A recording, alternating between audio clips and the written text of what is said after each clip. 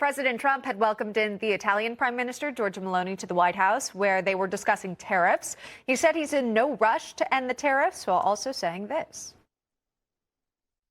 We're doing very well with negotiations, I think, with all countries.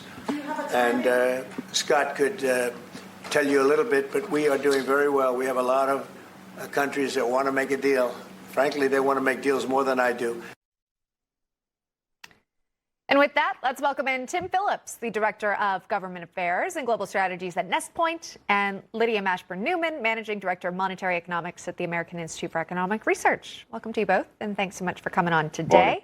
Good morning. Okay, so Tim, based on what the president said there, what do you think is going to happen with these trade deals that we keep tracking? They're more complex to put together than maybe people would think, and the president knows that. He and Treasury Secretary Bassett know that.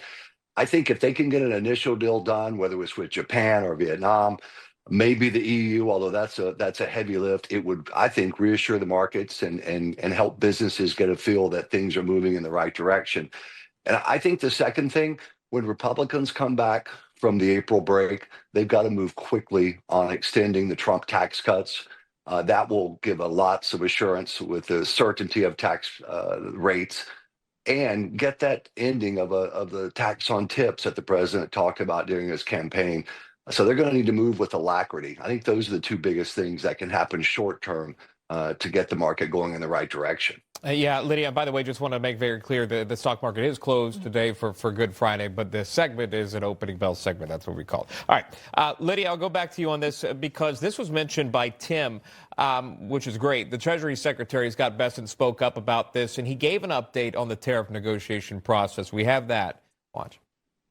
Yeah, we've got a process in place. We're working on the big 15 economies first. We had a fantastic meeting with Japan yesterday.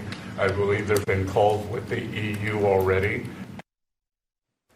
So Japan obviously coming to the table. This was kind of a three-day summit, if you will. Obviously, there is a deal in the works here with Italy. I believe J.D. Vance, the vice president now, is in Italy, in Rome specifically, carrying more of the water, if you will, for this administration and the tariff talks.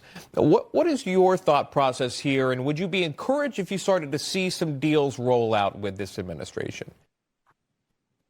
I think some deals would definitely provide some reassurance to the market that the goal is to get to and restore some semblance of trade and global trade.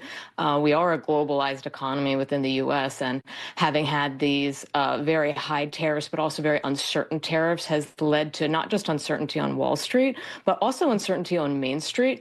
And you also have a number of small businesses that have get part of their product lines from overseas, and they're trying to figure out, do they retool, do they not, how do they look ahead to the future?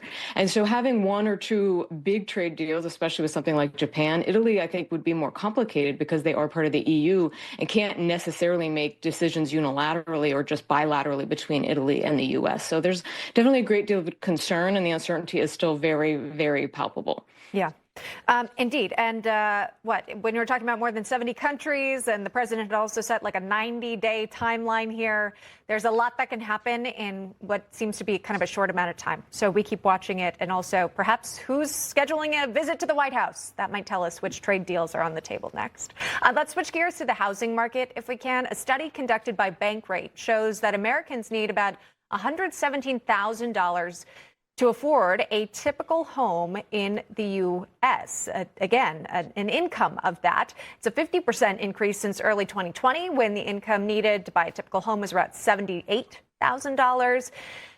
D.C., Hawaii, and California topping the list of areas requiring the most income to afford a home, with each exceeding an income of well over $200,000. Tim, does this surprise you at all? But what does this tell you about maybe a trend?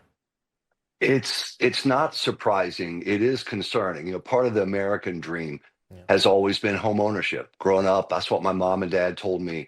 You know, own a home. It's the American dream, or part of it. It's a better situation in red states with better building ability, with less regulation. So Texas, Florida, South Carolina, Georgia.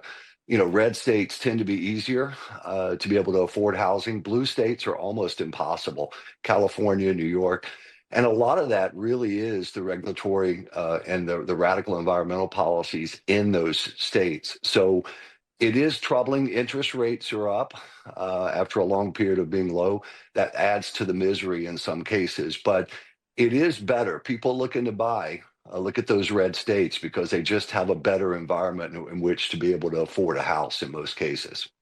Yeah, you can only afford the white picket fence, but not the home that goes with it. It's just unbelievable. That's right, Sean. It really is. Yeah, it's sad to see because you want to be able to get that back, and perhaps that does come back. Tim Phillips, Lydia Mashburn-Newman, thank you both. We do appreciate that, and happy Easter weekend to you both.